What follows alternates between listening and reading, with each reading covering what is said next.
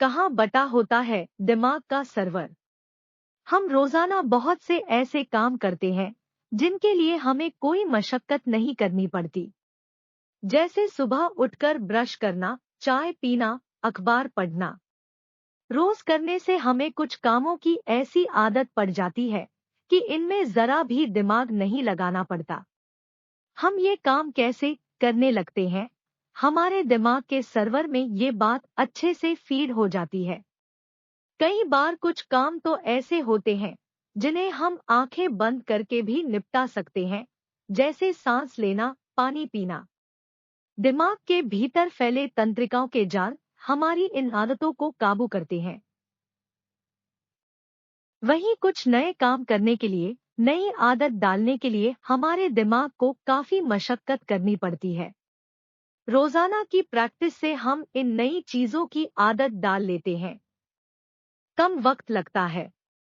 वैज्ञानिकों ने हमारे दिमाग के काम करने को दो हिस्सों में बांटा है, चेतन दिमाग या कॉन्शियस माइंड और अवचेतन मन। जो काम हम रोजाना करते हैं वो हमारे अवचेतन मन में अच्छे से बैठ जाते हैं। वहीं किसी भी नए काम को करने के लिए हमारे कॉन्शियस माइंड को मेहनत करनी पड़ती है। दुनिया भर में कई वैज्ञानिक ये पता लगाने की कोशिश कर रहे हैं कि अवचेतन दिमाग से काम करने की अहमियत हमारे लिए क्या है। हम इसका कैसे फायदा उठा सकते हैं।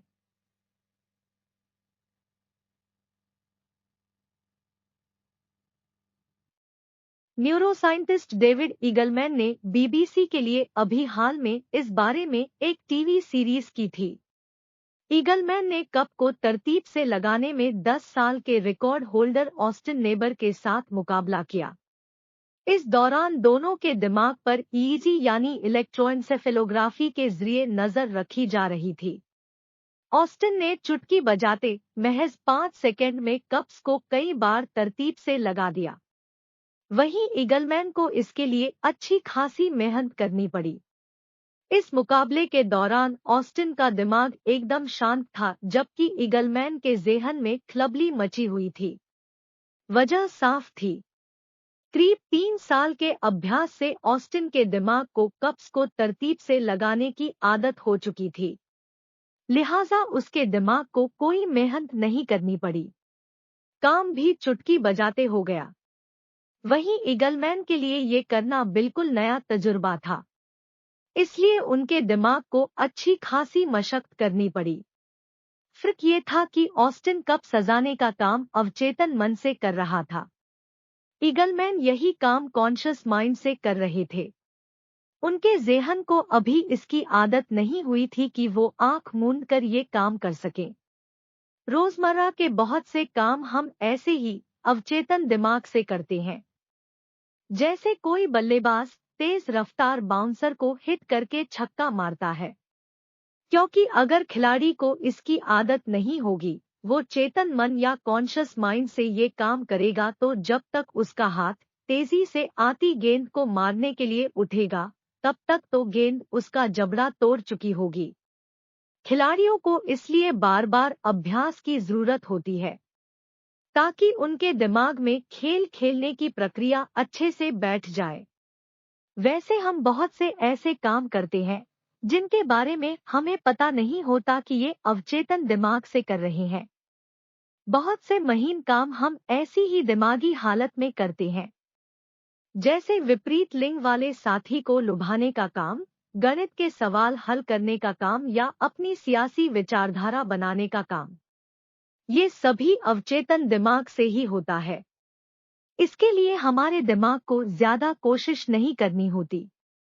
वैज्ञानिकों में इस बात को लेकर बहस छिड़ी है कि क्या जागृत या कॉन्शियस माइंड में कुछ करने की काबिलियत भी होती है, क्योंकि अक्सर हमारे दिमाग को बहुत चीजों का एहसास तब होता है जब सारे ज़माने को खबर हो जाती है। बरसों से डिजाइनर्स और विज्ञापन बनाने वाले हमारे अवचेतन दिमाग को कंट्रोल करते रहे हैं, किसी भी प्रोडक्ट को बेचने के लिए उसके प्रति हमारे मन में चाव पैदा करके। इस अवचेतन दिमागी हालत की वजह से ही हम शहर में सावधानी से गाड़ी चलाते हैं, कई बार ज्यादा शराब भी पी जाते हैं। अगर हम अपने दिमाग में कोई भी बात अच्छे से बैठा दे तो आगे चलकर बहुत से फैसले लेने में, कई काम करने में हमें दिमाग नहीं लगाना पड़ेगा। हम ऑटोमेटिक तरीके से वो काम कर डालेंगे। इसका फायदा नशे के शिकार लोगों की लत छुड़ाने में लेने की कोशिश की जा रही है। इंसानी दिमाग की पड़ताल करने वाले अब इस नतीजे पर पहुंचे हैं कि हमारे दिमाग का एक बड़ा हिस्सा अवचेतन या नॉन कॉन्शियस रहता है। मतलब हमारे शरीर के इस सर्वर में वो बातें डली रहती हैं जो हम आत्तन करते हैं। और कॉन्शियस माइंड या जगा हुआ दिमाग बचा हुआ बेहद छोटा हिस्सा ही होता है। इन बातों का मतलब साफ है। हमें कोई काम अच्छे से करना है तो रोजाना प्रैक्टिस से हमें उसे अपने अवचेतन मन में गहरे बैठा देना होगा।